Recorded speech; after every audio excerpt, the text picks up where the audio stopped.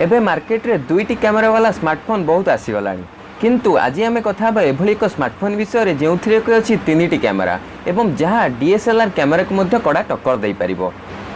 नमस्कार बंधुगण, मो मृत्युंजय माणिक, आपण माने देखुछंती ओडिया ट्यूबर।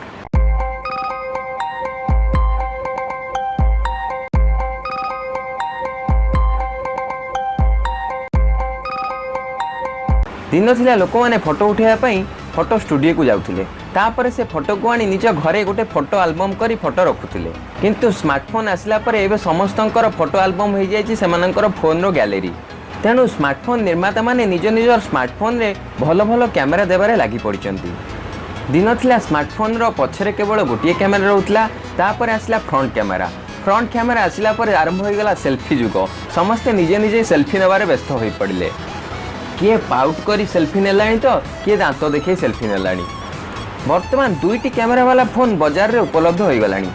जो स्मार्टफोन रो पछपटे दुईटी कैमेरा अच्छी से स्मार्टफोन रे आपण भल बुके फोटो उठे पारिबे। बुके फोटो कौन ना आपणकर मुहटी फोकस रे रहइबो एवं आपणकर बैकग्राउंड ब्लोर हो जिवो।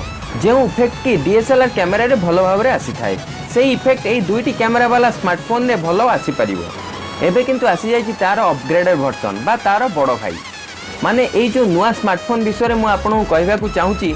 से स्मार्टफोन रे आपणकर अच्छी बैक रे तीन कैमेरा। यही स्मार्टफोन टी हूँ हुआई कंपनी रो P20 Pro।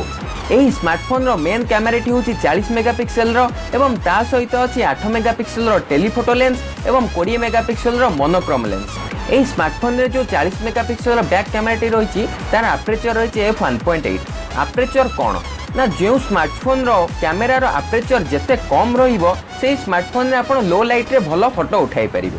वर्तमान देखंतु जो जो कैमेरा सब आसुची ताधरे आपण कहउचंती 20 मेगापिक्सेल 25 मेगापिक्सेल कैमेरा रहउची तार अपर्चर सब देखिए f2.0 कार f2.2 जा फल कि लो लाइट रे से कैमेरा गुडी को भलो परफॉर्मेंस करि परिबो नाही। तेणु आपण माने स्मार्टफोन किनिला बेले स्मार्टफोन कैमेरा रो अपर्चर केते रहिची ता मध्ये चेक करंतु, जा फल आपण फोटो उठेला बेलको भलो फोटो उठेई परिबो। एथिरे जो 20 मेगापिक्सेल मोनोक्रोम सेंसर टी रही तार अपर्चर रही f1.6। मोनोक्रोम सेंसर कौन ना मोनोक्रोम सेंसर रे आपणकर ब्लैक एंड व्हाइट बा कला धला चित्र को से भल भाव में ग्रहण करि परिबो। एवं एथिरे जो 8 मेगापिक्सेल कैमेरा टी रही ता होची गोटे टेलीफोटो लेंस। टेलीफोटो लेंस रो काम कौन ना टेलीफोटो लेंस रे आपणकर जूम इफेक्ट टी भल आसी थाए। एही टेलीफोटो लेंस टी आपणकर 3 गुणा जूम करि परिबो। एही जूम करिया द्वारा मध्ये आपणकर फोटो टी फाटिबो नाही आ भल फोटो उठेई परिबे।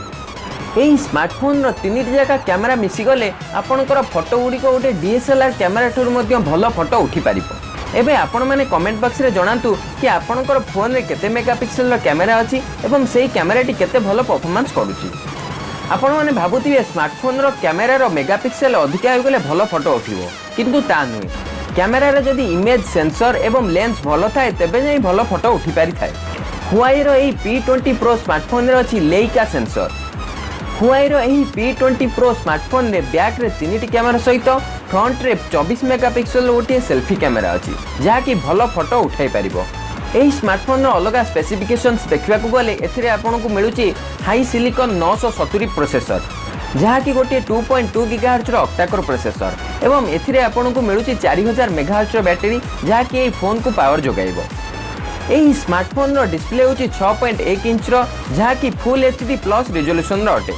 एही स्मार्टफोन ऑलरेडी अमेज़न रे लिस्टेड हो सारिची जहार प्राइस रही 64,999 टंका। यह गोटे हाई एंड डिवाइस किंतु आगो को एही भली 3टी कैमेरा वाला फोन हमको बजेट सेगमेंट रे मध्ये मिलिबार आशा अछि। बंधुगण आशा करे भिडियोटी आपण मानकु भल लागिथिबो, तेबे भिडियोटी को लाइक करंतु, शेयर करंतु एवं जे बंधु माने एपर्यंत चैनल को सब्सक्राइब करनांती चैनल को सब्सक्राइब करिया सहित साइड रे थिबा बेल आइकन को दबाई दियंतु जहा फल रे नुआ नुआ वीडियो रो नोटिफिकेशन आपण माने पाई परिबे। पुणी देखा आ गोटे नुआ वीडियो रे, सेतबेले जाय खुशी रे रहंतु एवं खुशी बांटी चलंतु।